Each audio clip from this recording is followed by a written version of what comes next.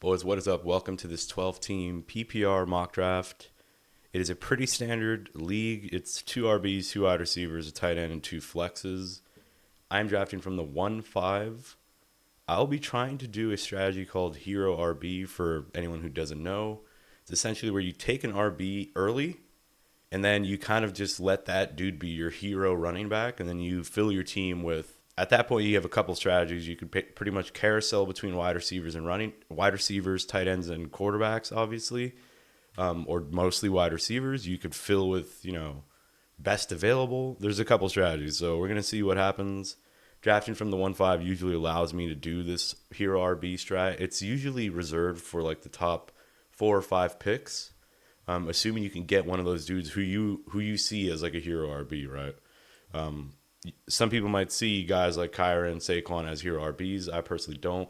But at this pick, we see Tyreek Hill, CMC, Lamb, Hall go off the board, which means I'm going to go ahead and go with Bijan. I think Bijan, a lot of reports about Bijan coming out are saying that he's going to be like overused essentially. So I don't know. It looks like they're going to be riding him. They're going to make him the focal point of the offense. And with a more capable quarterback now in town with Kirk Cousins, or at least he was capable. Let's see how he looks after that Achilles injury. It should open the offense up a little more and allow Bijan to be a little more dynamic. And, the offense is less predictable, I assume. So after my pick, we see Justin Jefferson go off the board, Jamar Chase, Amon-Ra St. Brown, Puka Nacua. Now, I've said this in a bunch of videos, but Puka Nacua in the first round is kind of wild to me. Like, I know he had one of the best rookie seasons ever, but Cooper Kupp was hobbled, and Puka Nacua was great. I'm not saying he's bad. I'm not saying I wouldn't take him at all, but in the first round, sophomore slump, I don't know. It's possible. But anyway, we see some more names come off the board. Jahmyr Gibbs, A.J. Brown, Jonathan Taylor. Now, this 111 pick, I actually quite like that. A.J. Brown, Garrett Wilson, that's a pretty nice start, in my opinion. Like, you get two stud wide receivers. I've utilized that start a couple times in past mocks. So let's see who falls to me now. I'm already going to start looking over at wide receiver and see what names.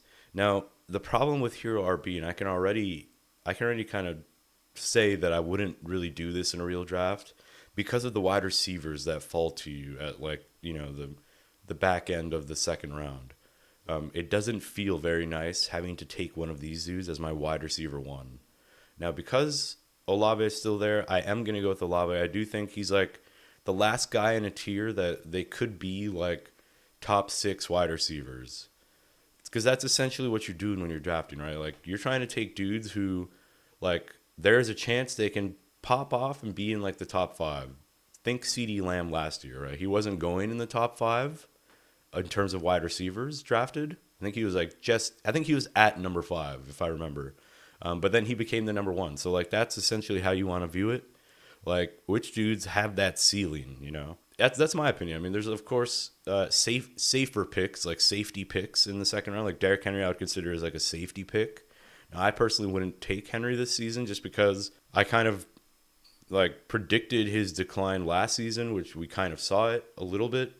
He obviously was still, like, a top 10 RB, but you start to see the wheels loosen. I'm not saying the wheels fully fell off or came off. I don't even know what the phrase is, but yeah. You have your safe picks. You have your ceiling picks. I prefer to go for ceiling picks in the first like 2 to 3 rounds. Yeah, that's just my strat. And with Hero RB, yeah. So my thoughts so far, having Bijan Robinson and Olave, I think I dislike that start much more than when I just go double wide receiver. Like when I go A.J. Brown, Garrett Wilson, right? Or Jamar Chase, Chris Olave. Like, I think you can make up for the opportunity cost of not taking Bijan. You can make up for it later on in the draft if you hit on some of those later running backs, like a Pacheco and Cook. I think can easily outscore. Like, I think either one of those guys could. There is a world in which maybe Pacheco can outscore Bijan. There's a world. If the Falcons get too cute and don't really feed Bijan, or if the Chiefs just have a dynamic offense and it's really just Pacheco, they don't really fuck around and put in Clyde Edwards, and seal touchdowns and stuff like that, or Jerick McKinnon. If all the work goes to Pacheco, I can see it. Anyway, some more names. Mike Evans goes after me. Derrick Henry, Josh Jacobs, Isaiah Pacheco. And then the start of the third round, we see James Cook, Kelsey, Cup go off the board. This Lamb Henry Cup team looks pretty nice. As I mentioned with Henry though, I do have some concerns about his age. Now, looking over at QB at tight end, I think I'm going to take the number one QB now. I'm going to take Josh Allen. I want to see how this team looks, filling the roster out with like hopefully top positional players, right? So that's the strat. Like instead of having a bunch of good wide receivers and a bunch of good running backs like I usually like to do, let's see if I can have like a top 5 guy at each position and then fill the roster. Just see how that works out. I already think this wouldn't be how I would build my team this season, just because of how ADP seems to be falling. But let's see, man. Let's catch it. I mean, when you do this type of team roster setup or whatever you want, roster format, it's a little bit harder to get stacks, I feel, because I think like other than the Jalen Hurts, AJ Brown stack, there's not really too many other stacks. Like, are you going to take Chase? Are you going to take Burrow in the first 4 rounds? Maybe later on you could do that. So yeah, I guess it's not too difficult, but in terms of getting those, like, you know, a top 3 QB and a top 3 wide receiver, it's a little bit difficult. Hurts and Brown might be the only combo, the only pairing. Mahomes doesn't have a top 10 wide receiver that you take. So you can do these types of stacks, but it's not like top 10 stacks, if that makes sense. I don't know. Maybe I'm forgetting some dudes, but Lamar Jackson, yeah. Lamar Jackson, Mark Andrews, I guess, but you wouldn't really take, yeah, that's a good one. Let's see. Let's have a look at my pick and see who might follow me. So some more names that come off the board after my pick. You see Sam Laporta, Brandon Ayuk, who is going through some contract issues, but it looks like he should resolve them and stay in San Francisco. You have Devon Achane, who seems to be falling down boards. I don't know if that's just in this mock, but yeah, I usually see Achane go in like the middle of the second or the end of the second round. So that's interesting. I'd definitely keep my eyes peeled on his value moving forward, because I did make a video saying that I'm kind of off him as like a second round pick just because of the lack of volume. Ooh, Jalen Waddle would have been nice if you followed me. That's like Jalen Waddle's my target in like the 3rd and 4th round usually. Let's see who else might fall to me. So it is not my pick. We see guys like Malik Neighbors, DK Metcalf, Tank Dell, Zay Flowers still on the board. I think here it's a pretty easy decision. I mean, Mark Andrews does complicate this a little, but I think if I would have went Lamar Jackson and Mark, that would have been nicer. I think at this pick, ooh, you know what? I'm going to go ahead and take Mark Andrews just because I think a wide receiver that I like will fall to me, which is I have a solid chance of it happening. Now, if DK Metcalf were to follow me, that'd be wild. But as I mentioned, I'm trying to construct this team in a let's get one of the best dudes at each position to start the draft and see how that works with Hero RB. Right? I think that might look a lot nicer if you could start with CMC. So, like this team 2, for example, if I were him, I would have constructed this in this way. I would have went CMC, followed by a wide receiver, followed by Kelsey. So I don't know who that wide receiver could have been. Let's see. I mean, yeah, it's kind of slim pickings for him, unfortunately. But maybe you go Josh Allen then instead at the 2nd pick, and then at your 3rd pick you go Kelsey, because then you have like the top QB, the top tight end, the top RB. Damn, yeah, I think I would have done it that way, because I essentially have what he would have had, but a worse version of it, right? Bijan, predictably worse than CMC. Anyway, Malik Neighbors, that's not a pick that I really like. I've made a video about that as well. But just as a rookie, he has to pretty much hit his ceiling, hit his projection ceiling. He has to have like, you know, an all-time rookie season for him to justify a 4th round pick, which it can happen. But typically the rookies that I think really like make a name for themselves and really pop off in their first season, like looking back, it's not typically guys that get drafted so high in fantasy. Like Tank Dell, for example, was like a 10th round pick last season. And then he propels himself into relevance, right? But already as a 4th rounder, we're already kind of like saying, all right, we're going to draft him at cost. And it could be at a negative cost, if that makes sense. Like, what if he doesn't hit? What if Daniel Dimes is just Daniel fucking dime bags and he's trash. So yeah, I don't know. It's just risky to take guys who are unproven. I think that's not such a hot take, you know. So it is now my pick again. I have a top tight end, a top QB, a top running back, and a hopefully, maybe, possibly top 12, top 12 wide receiver. I think this is when I want to start looking at wide receiver and trying to hit on those middle round wide receivers, that dudes that could end up being top 12 wide receivers. I think George Pickens is one of them. He's been growing on me. I've been kind of off of him all off season, and the closer we get to draft season, it seems like I'm really, I'm watching a lot of other analysts talk about him and say how he's going to be great. Russell Wilson throws deep. He's going to be the deep guy. Russell Wilson and him have good chemistry in camp. And, a lot of his metrics have really stood out, especially when it comes to like catching the deep ball. And if we saw Cortland Sutton, the ghost of Cortland Sutton, the decrepit old crypt keeper Cortland Sutton, get fucking 12 touchdowns last season or 10 touchdowns or something like that, then por qué no George Pickens? It's logical, right? So he's really growing on me. I think he's a dude that I'll be targeting, which is a little bit risque, but why not, man? Why not take a shot on a young emerging talent? He's got the speed, dude. He can just get behind any defense, it seems. Like, he's so fast. He makes incredible catches every game. Now, counter argument to that, what's his route tree going to look like? Are they going to open it up more? Is he going to get more intermediate stuff, which is really where like fantasy gold comes in, because the yardage after the catch, when you get more intermediate, like across the field type routes, I feel like are just it's the bread and butter for fantasy, man. If your players can get those types of routes, you're happy. Who else goes off the board? It's Keenan Allen. That is a pick I do not like. Now, I'll just explain one thing about kind of two teams where I'm kind of off most of the dudes: the Texans and the Bears. The Texans, too many mouths to feed. The Bears, exact same problem, too many mouths to feed. Now, I could be making a mistake, right? These could be two very good offenses. The Bears, an emerging offense. The Texans, an already emerged and improving offense, potentially with the addition of Stephon Diggs. But I just think for fantasy, you want to try to stay away from crowded kitchens, right? You want to try to find those guys where it's like Chris Olave and who, right? Who's he going to be competing with? George Pickens and who? There's no one else there, right?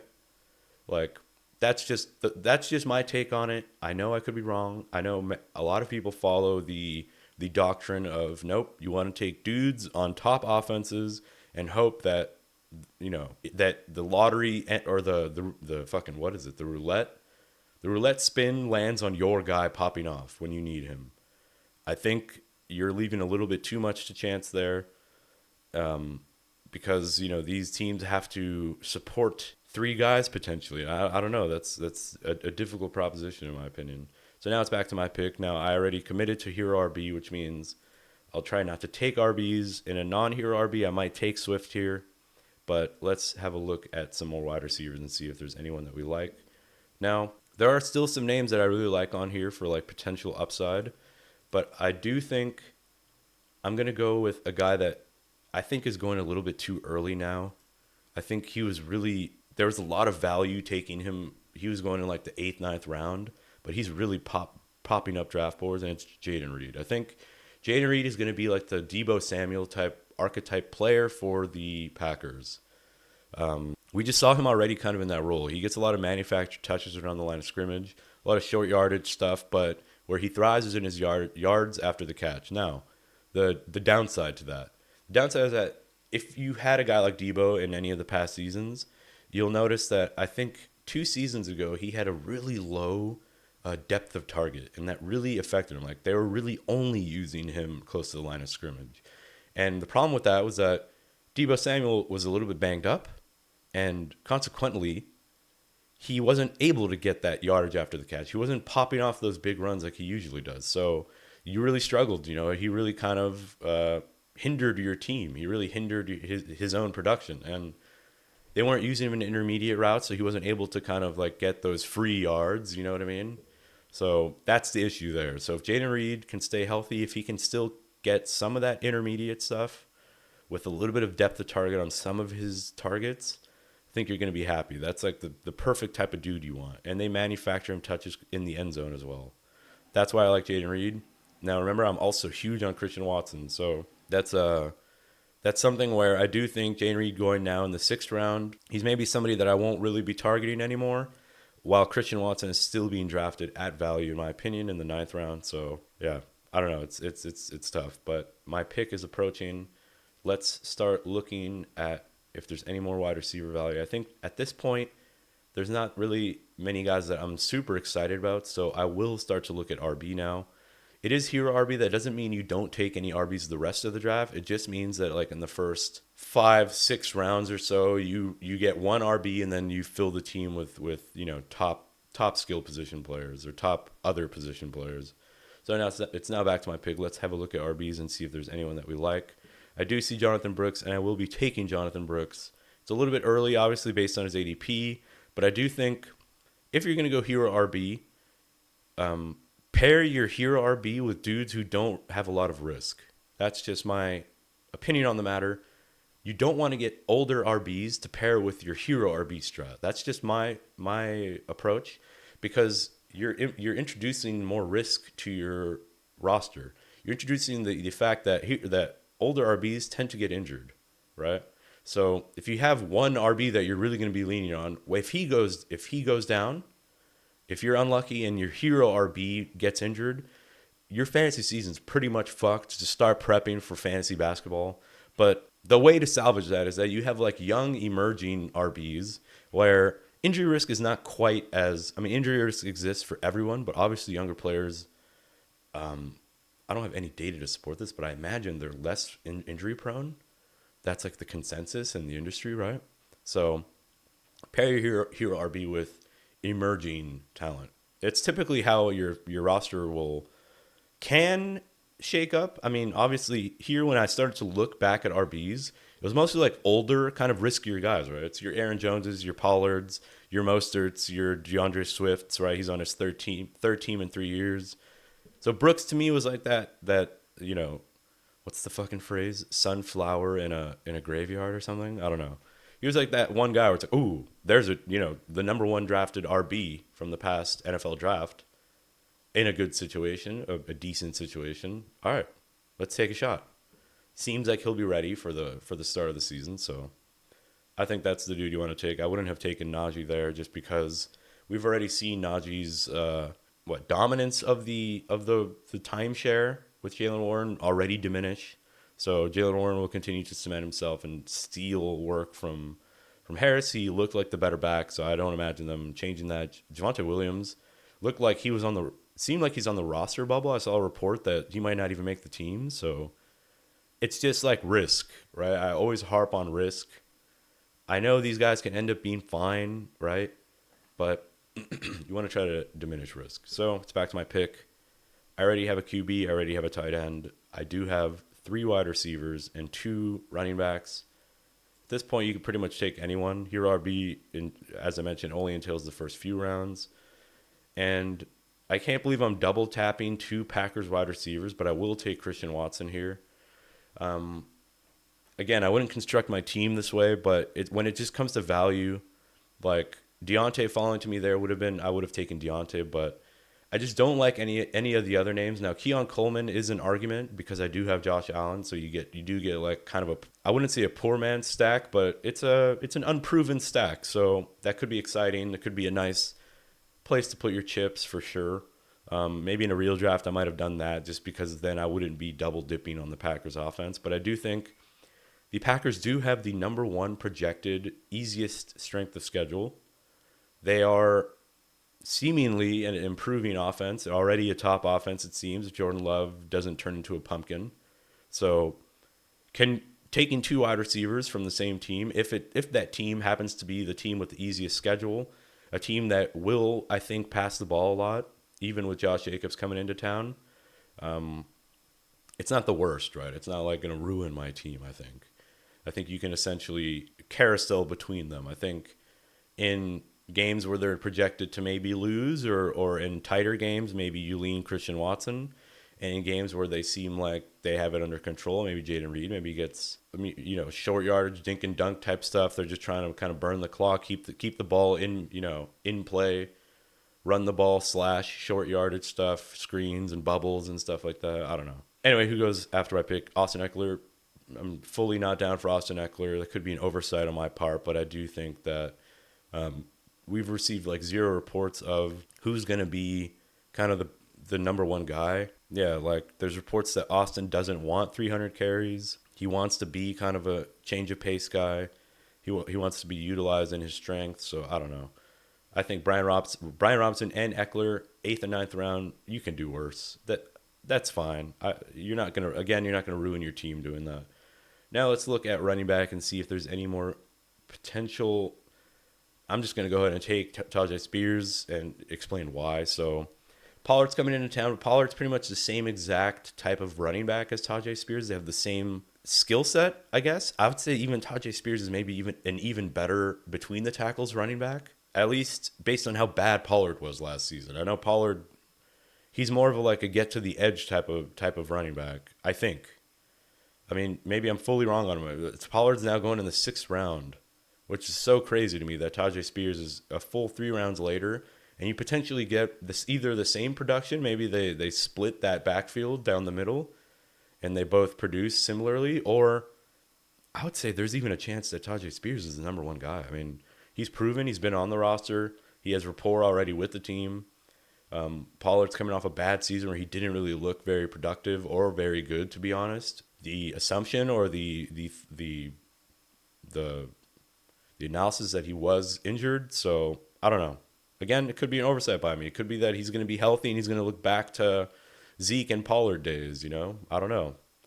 I just think taking Pollard in the 6th round is a worse decision than taking Spears in the 9th.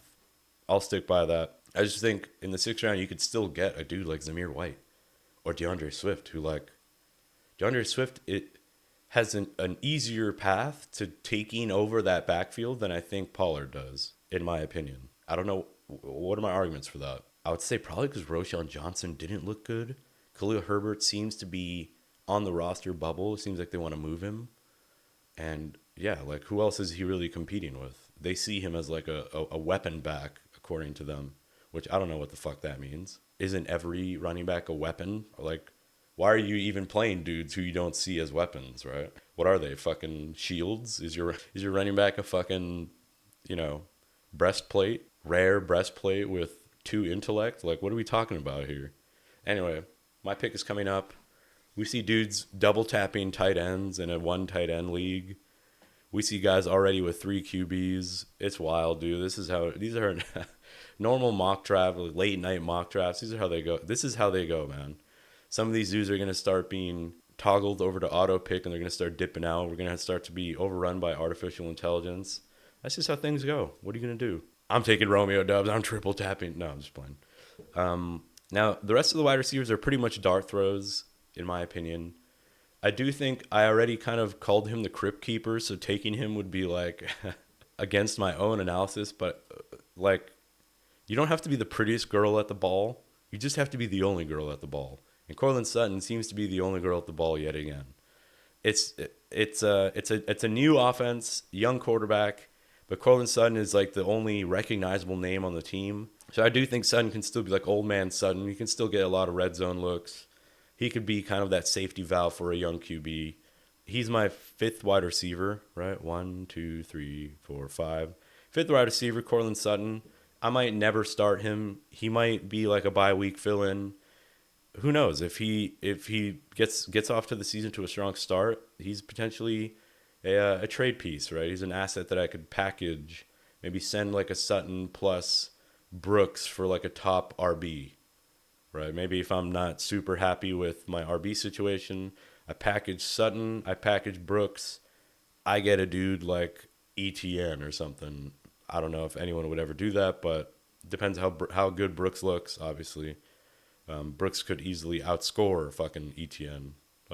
Again, you don't have to be the prettiest, you just have to be the only. And it's Deontay and Brooks over in Carolina. All right, my pick is coming up. I think I'm going to end this draft pretty short. ended maybe after the 11th round, because at that point, who really gives a fuck? I do think I don't like my RB situation in this. I think I should have probably taken an RB here at in the 6th round. I should have taken Zamir White. I should have taken then double tapped in the next round with Brooks. That is an oversight on my part, because I still probably could have gotten Watson in the 8th. So that is definitely an oversight. That's something that moving forward we improve on, right? We recognize that fuck these last RB1s, they seem to be going in like the 6th and 7th round. So you don't want to end the 7th round without like 3 RBs, in my opinion, even in a hero RB format, because then you're just left with scraps at the end of it. But here's where you probably want to go upside picks. So for example, Zach Charbonnet to me is an upside pick. I think he will have some standalone value, and he'll have immediate top 15 value if anything were to happen to the incumbent, to the what's his fucking name? Kenneth Walker, who I know Kenneth Walker was very productive in college, but I do think in the NFL he's kind of underwhelmed a little bit. He doesn't like pop off the screen to me. He's like good. He's a good running back, but I don't know. He doesn't have juice. There's no juice about Kenneth Walker. Have you ever like seen a fucking highlight on Instagram about Kenneth Walker? Like, unless if you're not a Seahawks fan, I already know Seahawks fans might be like, dude, well, Kenneth Walker's the best, man. So, save it. What are we doing next? We're probably going to want to take another RB or a wide receiver if they do. I do think Palmer and Dotson are like 2 late round guys that I really like. But because I neglected RB a little bit too hard, I probably have to go with like late round RBs. But ideally, I don't do that, and ideally late in this draft, I could go with, Dotson and Palmer. Here's where I might go boom, boom, Dotson, Palmer. If maybe I went Zamir White instead of Reed. That's really like the only change I'd make to this team, to be honest. Maybe instead of Andrews, because I usually don't like taking tight ends early, I go Metcalf. Yeah, I go Metcalf here instead of Andrews, and then I take a dude like Kittle later. Yeah, I think there's a lot of like value later on that you don't really need to go tight end or QB early, in my opinion. I'm gonna go Kendre. Kendre Miller's getting a lot of juice, a lot of buzz. People are saying that he's gonna be like the early down guy in New Orleans. I don't know if that's really gonna happen. I think he is a dude who's gonna have to rely on an injury. I do think Kamara, he's still very good. He's still very capable. So maybe there's a little bit more of a split, more of a Ingram Kamara type situation where Miller takes on that Ingram role. But I just think, this dude really dealt with a lot of injuries, man. And if he's healthy and he's gonna stay healthy, I can see a world where he has some impact. And again, as a trade asset, why not? Let's start to think about my next pick. I mean, for my next pick, as I mentioned, the neglection of running back forces me to kind of lean toward RB at this point, and I would probably take Julian McLaughlin normally if he were to fall, or even an Antonio Gibson, because what is his role? Is he going to take that James White role? If so, you're feeling pretty happy as a last pick in your draft. You get a guy who can get you, 8 fantasy points any given week as like a plug-in play. That's a solid pick. Julian McLaughlin, pretty much the same exact analysis for him there. They really like him. He's dynamic. He's very fast. He's kind of like a Devon Achane, Keaton Mitchell type player. Jerry Jeudy's a solid pick too. Palmer goes off the board. I probably would have went Palmer because he could probably be the wide receiver 1 for San Diego or LA Chargers, which is crazy. There's also other interesting dudes that you could take shots on. There's, Quentin Johnston, what if? Ricky Pearsall, what if? Although Ricky Pearsall does have a lot of mouths to feed or mouths to fight with. Demario Douglas is another really good sneaky pick. Wan'Dale Robinson in any type of PPR format, which this is, I would go Wan'Dale. I think it's probably just Gibson at this point, though, in a PPR league. Yeah, that's the team, boys. What are we thinking? Let's minimize this. Let's highlight the team. Let's have a look. We went Bijan Robinson as our hero RB. We then try to get a guy who could be like a hero wide receiver, could be like a top wide receiver. It's a little bit tough at the end of the 2nd round, as I mentioned, so Chris Olave was our pick. Although any of these guys probably would have been fine, Mike Evans, Kupp, or Pittman. We then want to go Josh Allen because we want to try to get the number 1 quarterback to kind of make up for our lack of top RB play. let's try to get an RB that's also a QB, right? So that's Josh Allen. We then swing back around. We take Mark Andrews because, again, we want to try to solidify like a top 3 guy at each of those 4 positions, right? Not as possible at wide receiver, obviously, because wide receivers are like the chances Chris Olave is a top 3 wide receiver are quite low, but there's a universe. I think Pickens has an equal chance to actually be a top 12 guy that Olave does, in my opinion, based on everything I said about him earlier. We then take Jaden Reed, which probably was a mistake, probably was an oversight on my part. Probably should have taken Zamir White or Swift. Most likely Zamir White, because it looks like, again, he's the only girl at the ball. We then swing back around. We take Jonathan Brooks, who, rookie, draft capital, good situation, but a bad team. That's why he's going in the 7th round. That's why he's not going in the 3rd or 4th. People have a lot of concerns about the Panthers as a whole, as do I. But, if Bryce Young takes another step forward, then Jonathan Brooks could be very serviceable, if not very valuable. I think he could be a value pick. We then come around, we take Christian Watson, double dipping into the Packers offense. But as I mentioned, the Packers offense should have the easiest schedule, and they are an emerging offense. They already proved to us that they can be a very effective offense, and they could potentially support multiple options. So I then swing back around and take Tyler Pierce because I noticed that I start to panic. Panic sets in as I notice I do not have many RBs. So in my panic, I do take Tyler Spears, who I think could be an effective PPR back, could potentially match the production of a guy like Pollard, who you can get 3 rounds later. We then take Cortland Sutton, who really just has touchdown equity, just a guy that we see as like a red zone threat. As my 5th wide receiver, you could do worse. I then, now looking at my team, notice that I only have 5 wide receivers in a potentially start 4 wide receiver league. That's not ideal. I think I will be trying to work the waiver wire. I will be trying to make some trades early on in the season. I triple tap RBs with my last 3 picks. I take Zach Charbonnet, who's a valuable handcuff as well as potentially a standalone asset, followed by Kendrick Miller. Same analysis applies. Valuable handcuff, but kind of reverse them. He's a guy who might play early downs rather than a dude who's valuable in PPR. So, but then I swing back around. I take Gibson, who's, again, that 3rd down back, PPR value. So I think it's a nice makeup, a nice team structure. Typically guys that I wouldn't really target in most drafts, to be honest. But because I wanted to try Hero RB, this is how my team turned out. I don't fucking know. Anyway, hope you guys like the draft. If you do, sorry it was a little boring. I am a little bit under the weather. But I hope you guys like the video. If you do, man, why don't you give me a sub? Comment. Dude, go down below. Comment. Let me know what you think. Let me know if you think that this was a dog shit team. I might actually agree with you. But anyway, I'll catch you guys in the next video. Peace.